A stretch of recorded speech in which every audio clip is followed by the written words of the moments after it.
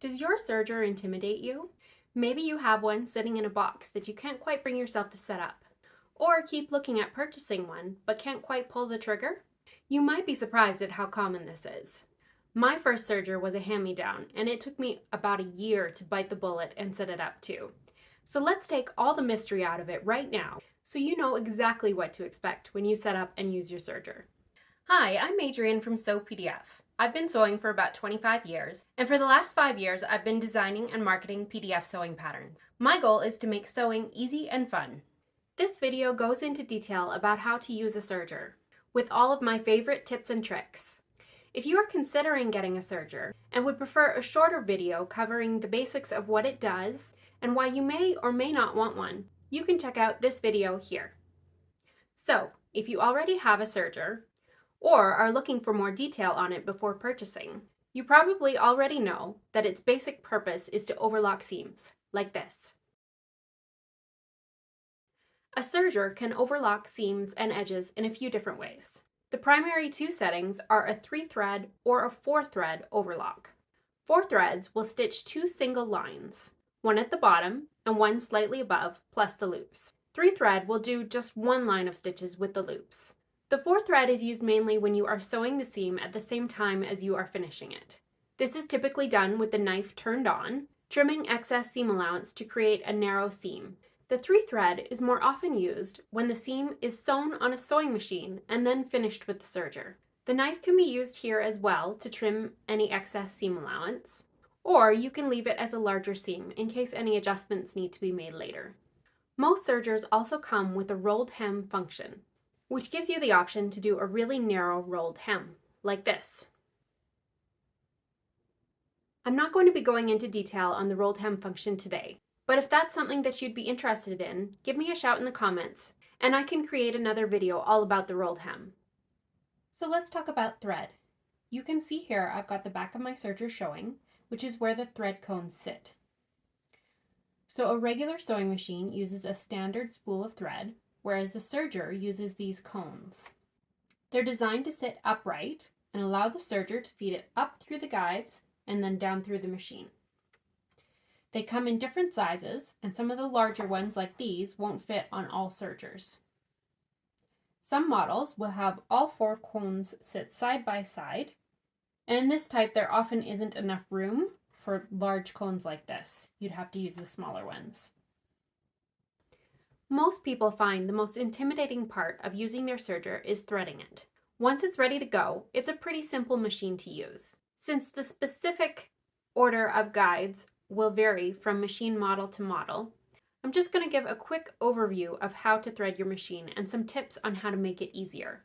For specific details on how to thread your model of machine, I would suggest reading your manual, or if you need a visual, try searching how to thread and the name of the model of your machine. Most models will have a video here on YouTube or somewhere else on the internet that you can watch. So threading has to be done in a specific order. You'll want to check with your manual, but for most machines you will work your way from right to left, threading first the right looper, then the left looper, then the right needle, and then the left needle. Or just one needle if you're doing a 3-thread overlock. The needles are usually fairly straightforward, like a sewing machine. You're just going to guide it through the tension, through a few thread guides, and then through the needle down here.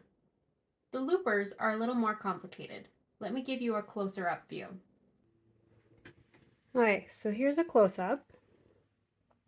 The thread will go through some guides, through a tension disc,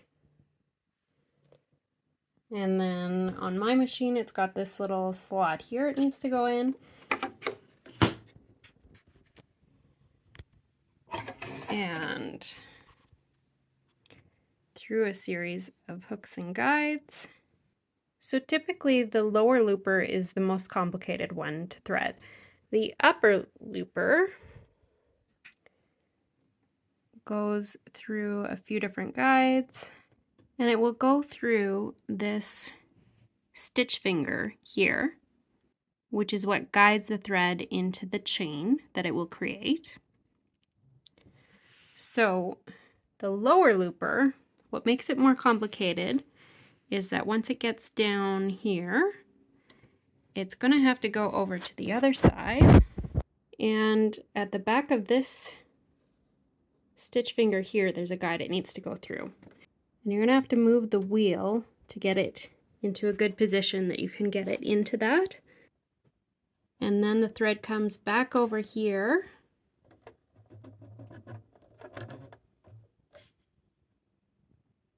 And through this stitch finger. So once you've got it through all the hooks and guides and then through the hole in the stitch finger, then you just lay the threads out behind the presser foot. And as long as you've threaded everything in the correct order, then when you start serging, it will create a chain.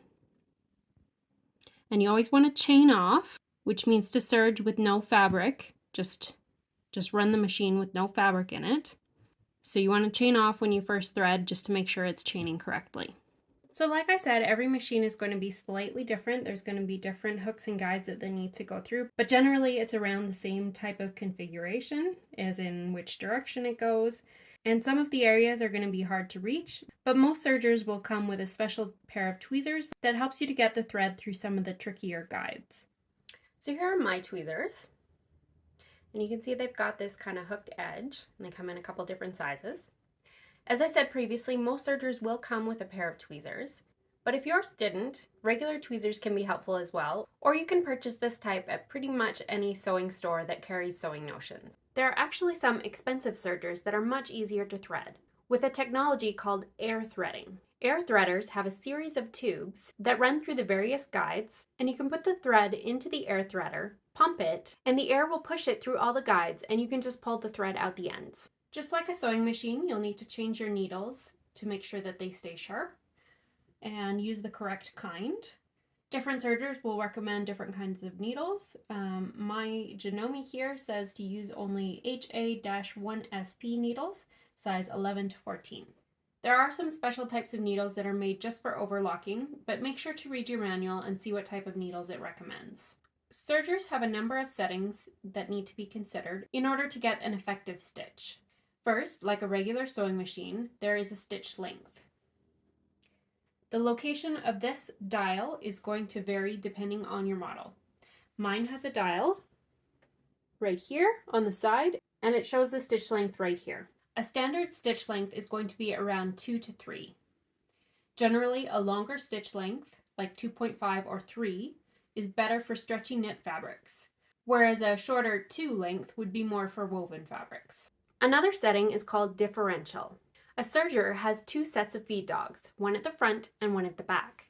Feed dogs are a series of metal ridges that grab onto your fabric and move it through under your presser foot. With a serger, it has the ability to have these 2 sets of feed dogs moving at different speeds.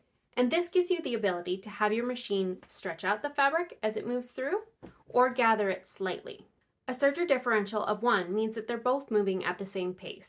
You can move it down, for example, to 0.5, which would stretch the fabric slightly as it's moving through. Or you can move it up to as much as 2 and have it gather the fabric slightly as it moves through. Generally, this feature is used most commonly when working with knit fabrics that tend to stretch out of shape. The differential is raised in order to pull the fabric together a little as it moves through, which prevents it from stretching as much. Lowering the differential below 1 is not something that's commonly done with knit fabrics, except maybe if you were doing a lettuce hem, which is a rolled hem that purposely stretches out the fabric to create a wavy hem. When it comes to woven fabrics, the differential would sometimes be lowered to prevent puckering in delicate fabrics.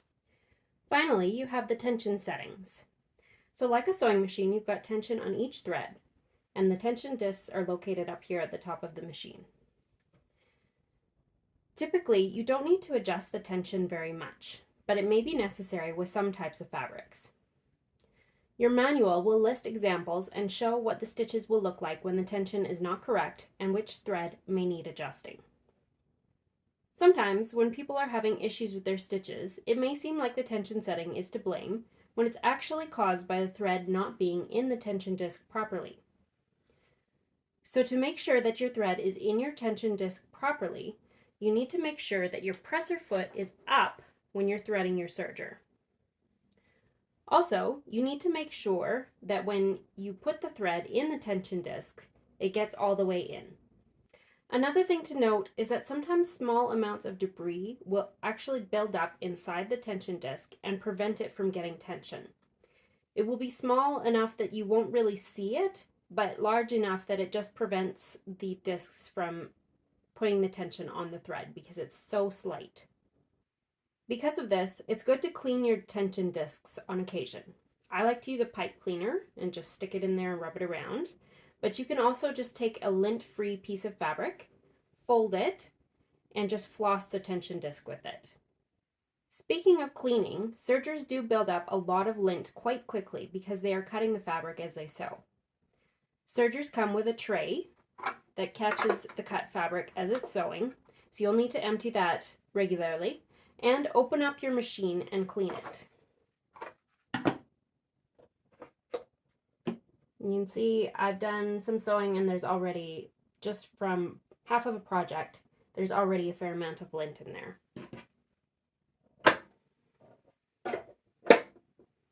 I've created a video on my favorite way to clean the serger, and I've linked that in the description for you in case you are interested. So, you've got a clean serger, threaded, with all the right settings. Now, how do you sew with it? Like a sewing machine, you lift the presser foot and put the fabric underneath. Make sure to put the presser foot down, because if you try sewing without it, the thread chain will often come undone, and then you will end up having to rethread the entire machine, which is not fun, but hey, if it happens, at least you'll get more practice threading. Unless you're sewing with a small seam allowance, such as a 1/4 inch, which is the standard width of a serge seam, you cannot put it all the way underneath the needles and the full presser foot to start. You'll need to put it just under the front edge of the foot in front of the knife so that you can trim the excess seam allowance before it reaches the needles.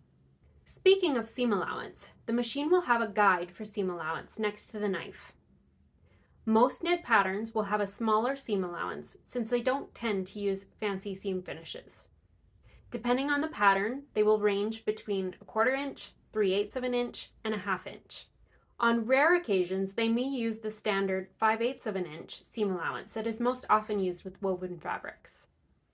Personally, I prefer a 1/4 inch seam allowance when I sew knits on my serger. I find it much easier to start off a seam when I can put the fabric right up under the needles and the full presser foot, instead of starting in front of the knife. Slippery fabrics can be difficult to start off on a serger, since you cannot leave pins and clips in the edges once it gets up under the presser foot. The slippery fabric will often slide around, creating uneven edges, or even sometimes bunch up in front of the needle, instead of going properly underneath it. Here are a few ways to prevent sliding and bunching. Wash away tape or a washable glue stick. You can use either of these to stick the 2 layers of fabric together so that they cannot slide. This also creates a more stable layer for the serger to move through under the presser foot. If you use a washable glue stick, make sure to let it dry before you sew with it so you don't gum up the needles. Second, you can sew the first few inches of the seam, or even the entire seam, on a sewing machine before serging it. And finally, you can trim the first few inches of the seam down to a 1/4 inch seam allowance so that you can start it off under the needles, like this.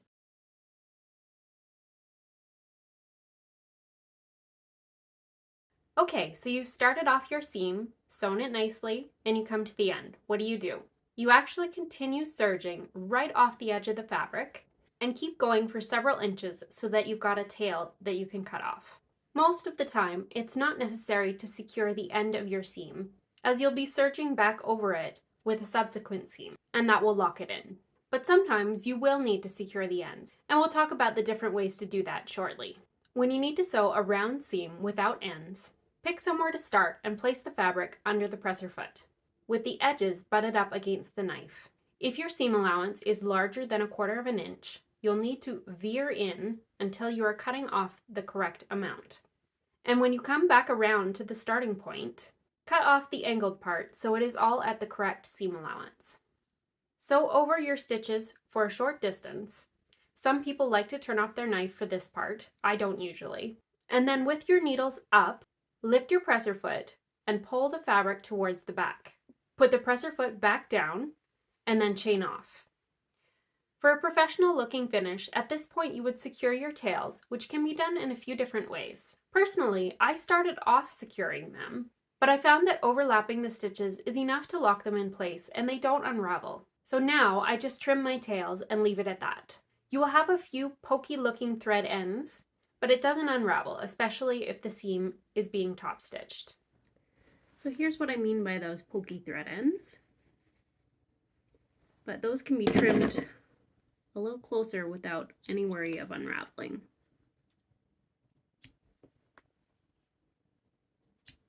So now there's just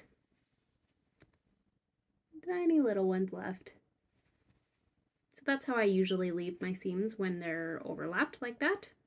But for people who prefer to secure their ends, or the odd time that it is actually necessary, for example, let's say I wanted to leave this sleeve edge raw instead of hemming it, then I would have to secure this or it would unravel.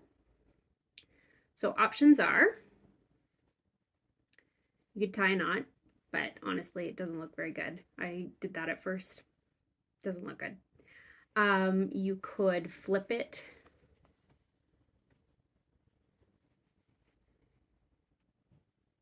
back over and use a zigzag stitch to secure it to the seam and then trim the end. You could just trim it and apply some fray check to prevent it from unraveling. That wouldn't be great in a situation like this, but when you do it in the round, if you don't like those little pokey bits, you could use some fray check to secure those bits and hold them down, make them flat. But my favorite method, and what I think a lot of people do when they want it to look really good, is use a darning needle. So this is a needle with a really large eye on it, or a crochet hook works as well. And you're just gonna, if you're using a needle, you're gonna put the thread chain through the eye of the needle, and then just feed it back through your stitches, like so.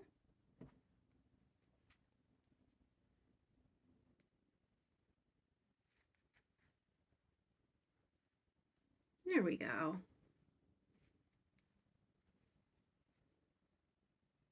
If you'd like to learn more about sewing knit fabrics with your serger, please check out this video here.